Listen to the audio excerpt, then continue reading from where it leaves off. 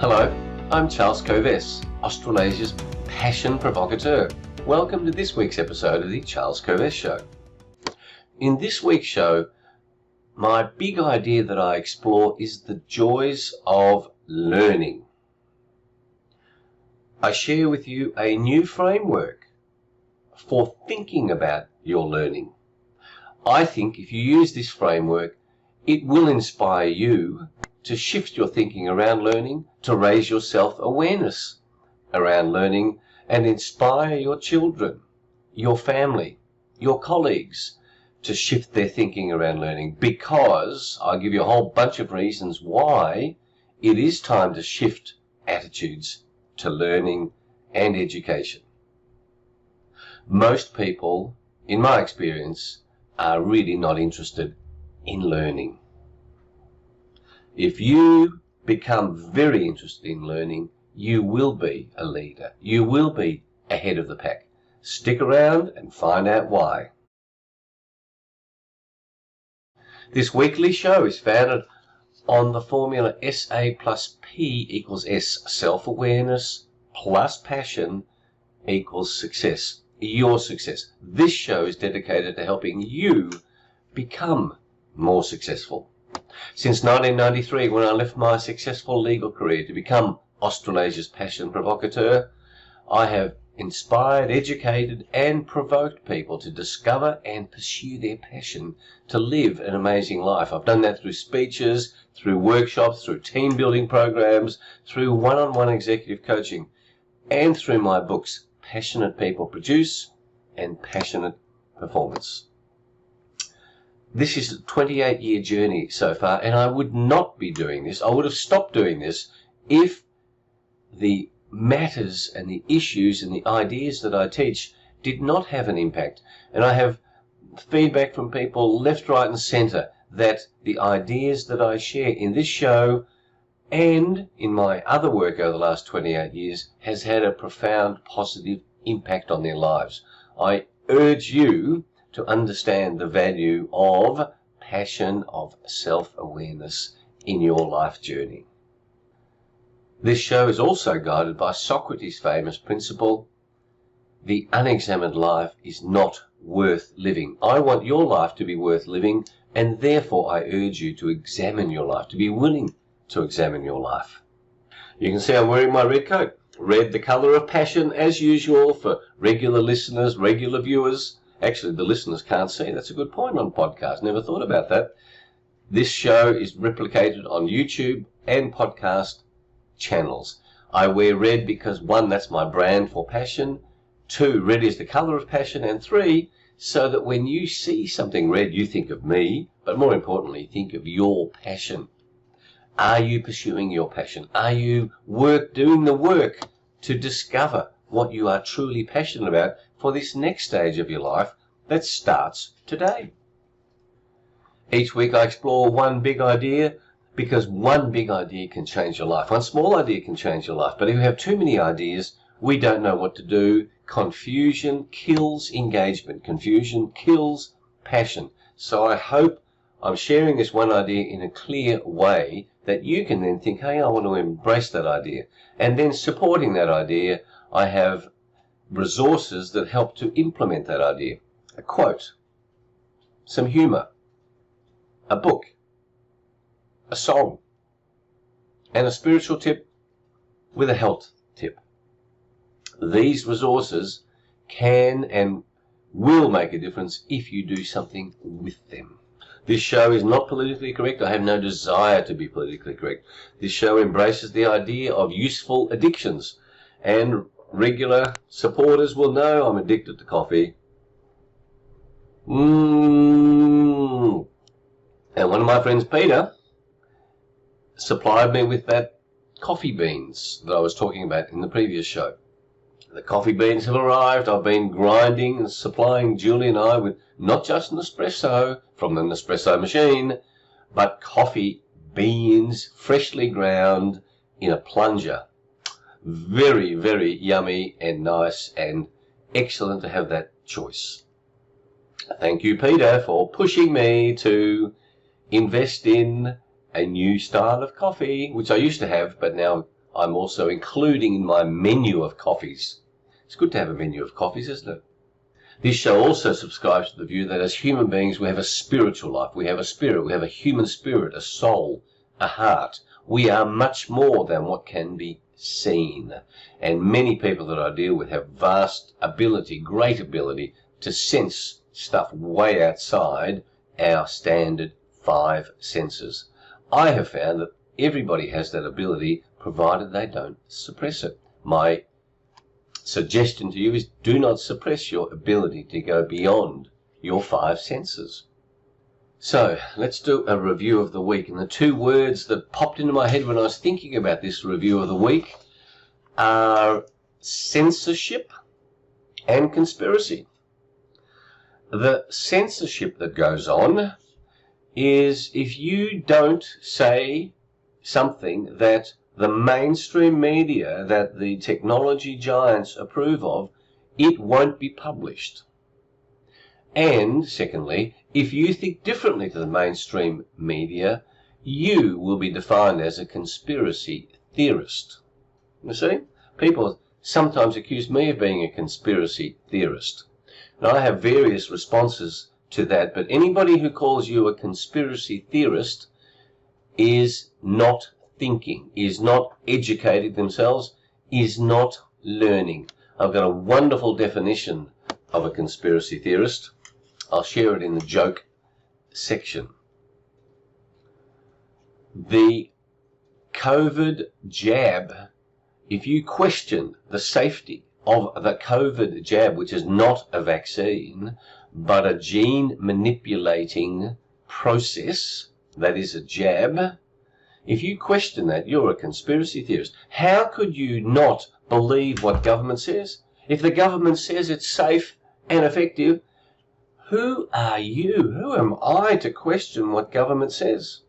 And yet, you know the old gag. How do you know when a politician's lying? His lips are moving.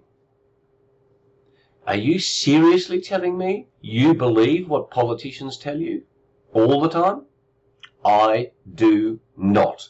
And there's more and more evidence of corruption coming out over the last 50, 100 years. You look back at history and you go, gosh, where is the corruption happening? It's happening today as well. There are hidden agendas that are not available in the mainstream media. That's why I get my information from a significant, vast range of resources to help me with my thinking. I don't just go from one source of information because you can't get it. Newspaper editors, any editor, I'm an editor of this show. We have to cut out stuff and put stuff in. There is a constant decision being made, and different information sources cut out different information. Be careful when you use the word conspiracy theorist, because in my opinion, it means you're a fool, that you accuse somebody of being a nutter because they're questioning the mainstream media. And I want you to think about a time when you have read an article in the mainstream media, any major newspaper, and you read that article about something you know about, you know how inaccurate it is. And yet, if you read something in the paper that you don't know anything about, you say, well, that must be true. No, it's not. It's been edited. It's been severely circumscribed. That's why we have to be willing to keep looking at different sources and to be open to different thoughts and ideas. Otherwise, you are just a puppet of government and politicians. And as I said before, if you trust politicians, I've got a product to sell to you.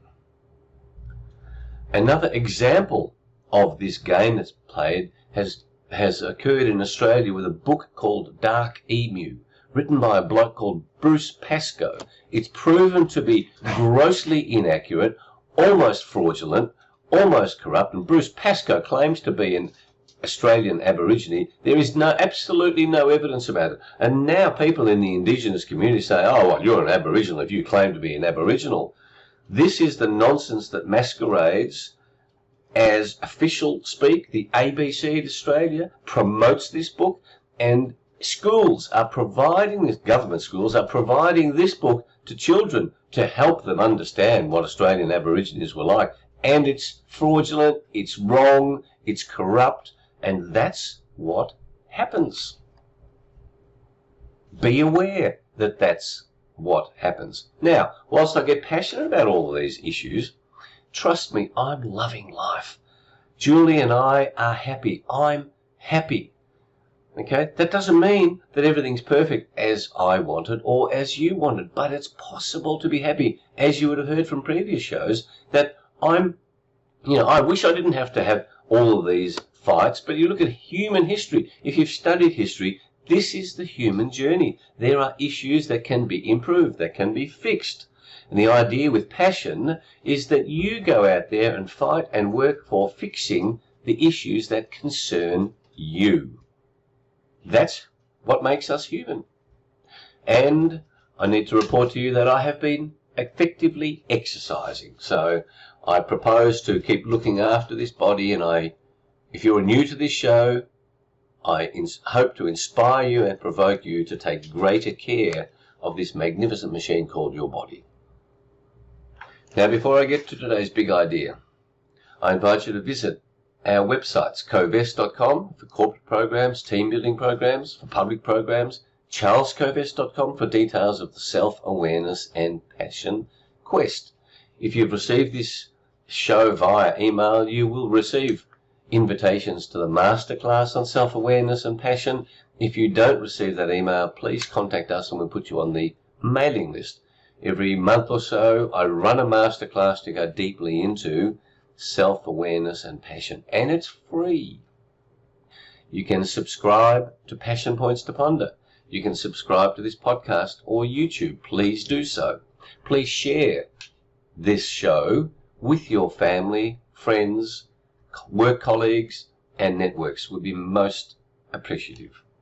Now, today's big idea, the joys of learning.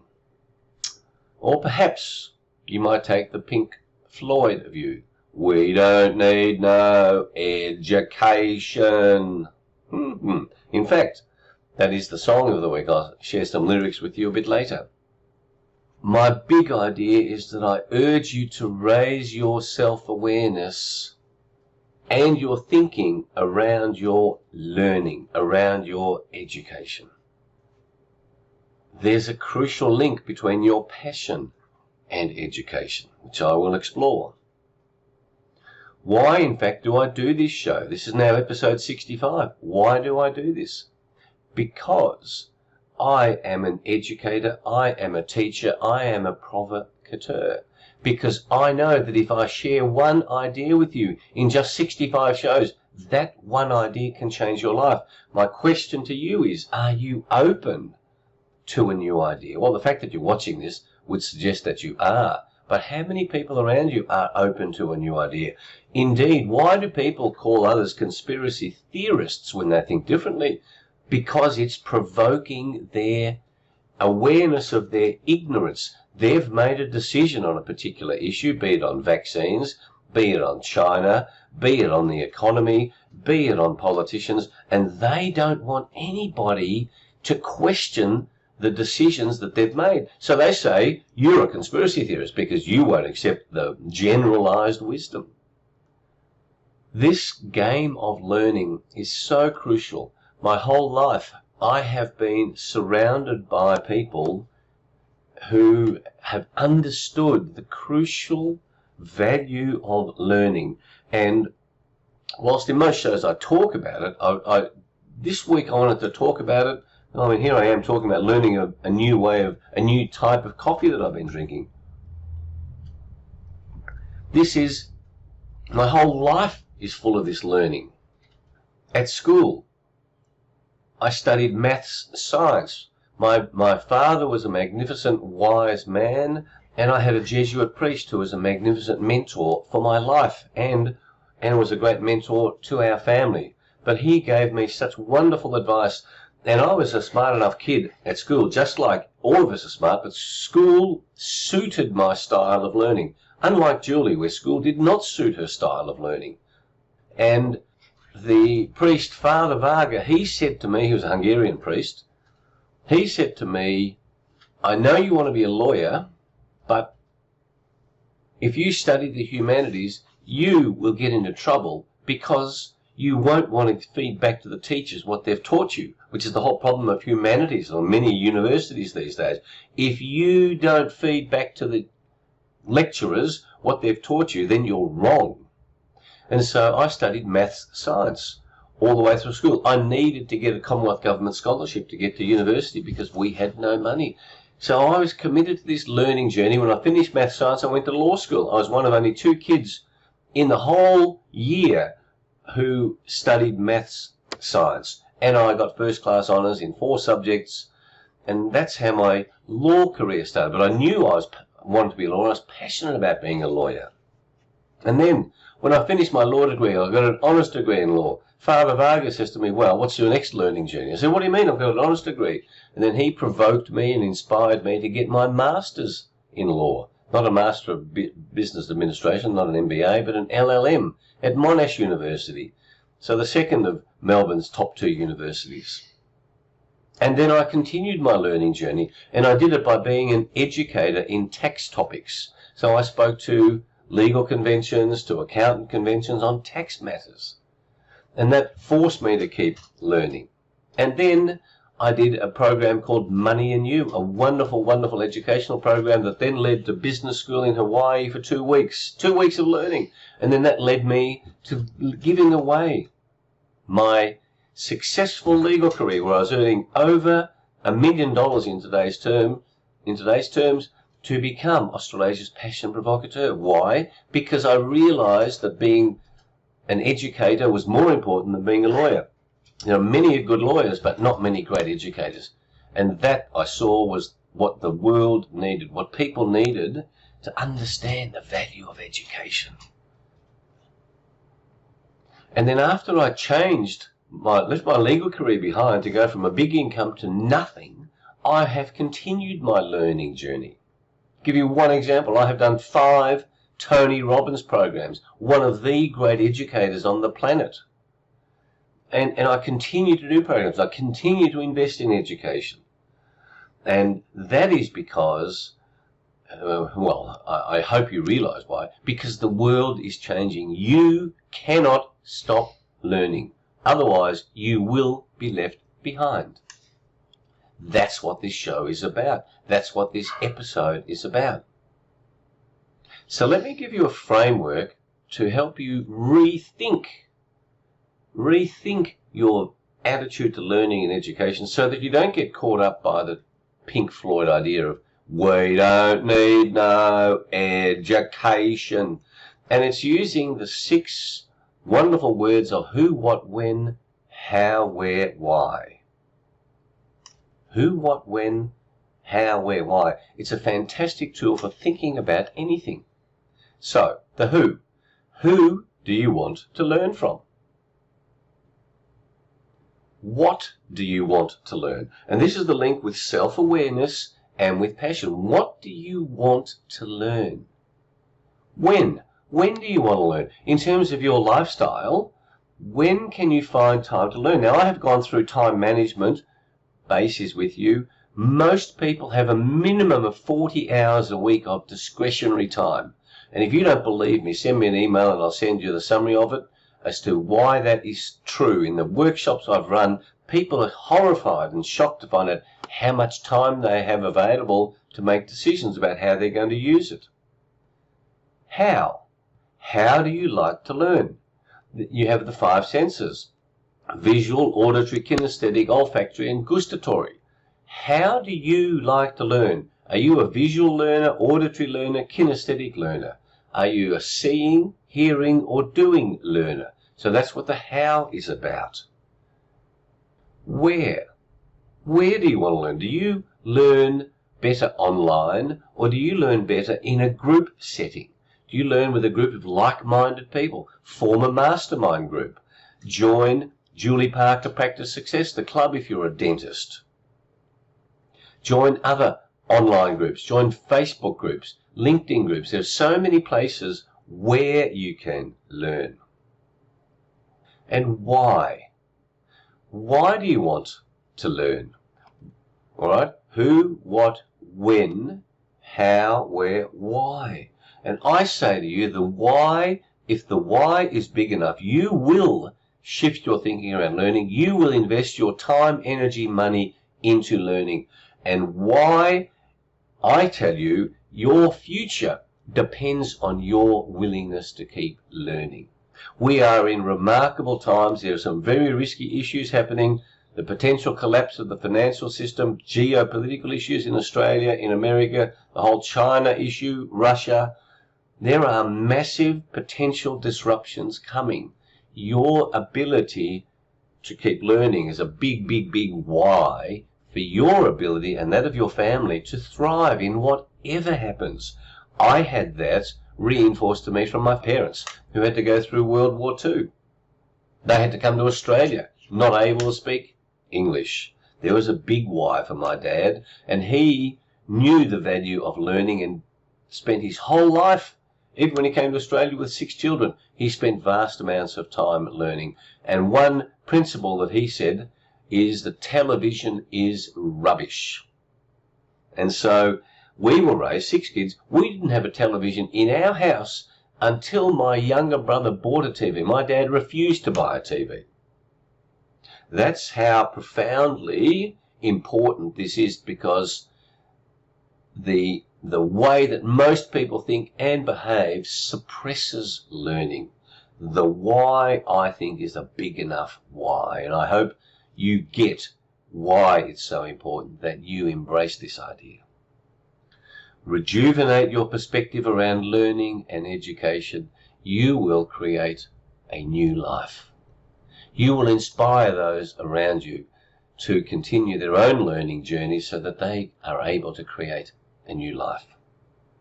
So, the song, of course, this week, the 6 tools I'm going to share with you, the song is You Don't Need No Education by Pink Floyd, but there's a great line in it, because they sing it, the kids are singing it, and when I hear this song, it reminds me of my thinking around education. It goes, we don't need no thought control, no dark sarcasm in the classroom. Teacher, leave them kids alone, because our education system, in most instances, is not about bringing out of children their magnificence, but is about indoctrination, is about thought control. We don't need no thought control. Interesting, huh? Think about that. Think about your experience at school, because I have asked thousands of people, how many of the teachers that you had in your whole 12 years of primary and secondary education, how many struck you as being passionate about what they were teaching? And the numbers hardly ever go above 4. There's 1 or 2 that impressed people about teachers. And just imagine if you've got a teacher who's not passionate about teaching, I'm passionate about teaching, it makes a big impact on your enjoyment of education. My quote this week is from, I think I heard it from Les Brown, but I loved it as an idea. Maybe it was T. Booker Washington, you will be, in 20 years, the same person you are today, except for the books you read and the people that you meet. You will be the same, except for the people you meet, the books you read. There's another saying, leaders are readers. That ties in beautifully with the ideas I'm sharing with you. Keep reading. Find ways to get information. Don't listen to radio, which is bubblegum for the mind. Listen to podcasts when you are driving. Listen to YouTube. You don't have to look at YouTube. You get some great information on YouTube as you're driving. And it shifts your whole experience of life, because if you listen to the mainstream news, you will not be in an empowered state. Particularly if your football team or baseball team or basketball team has just lost. That was a joke. My spiritual tip for you this week is to read books about people who have been on a spiritual journey. You will gain new insights into spirituality.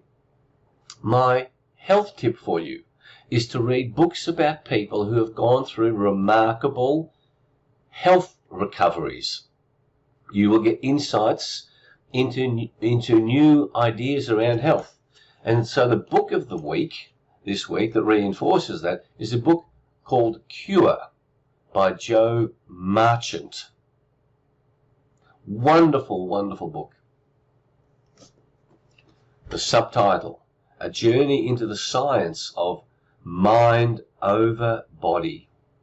New York Post said it may very well lead to widespread changes in the ways we practice medicine. Sadly, it hasn't. But this is a rigorous and skeptical look at the science behind the mind's apparent ability to heal the body from scientist and award-winning science writer.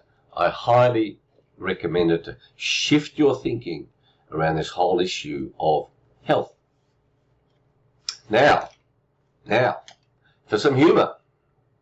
I've got some great jokes for you on education. And it's very easy to find jokes on education.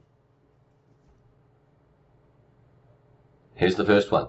It was a tough school. The English teacher said to the class, "What comes after a sentence?" One kid said, "An appeal." Another one. At school, our teacher told us to write an essay on anything we wanted. So I wrote it on the side of a train. Got another. Education is what you get from reading the fine print. Experience is what you get from not reading it. Next one. Education has failed the younger generation, said the businessman.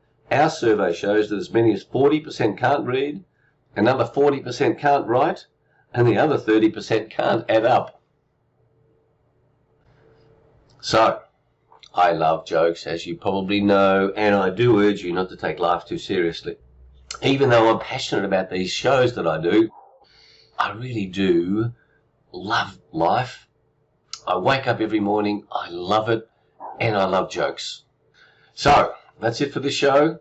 Think about how this idea today can change your life for the better for the next months and years to come. I promise you a shift in thinking around learning and education can make a massive change.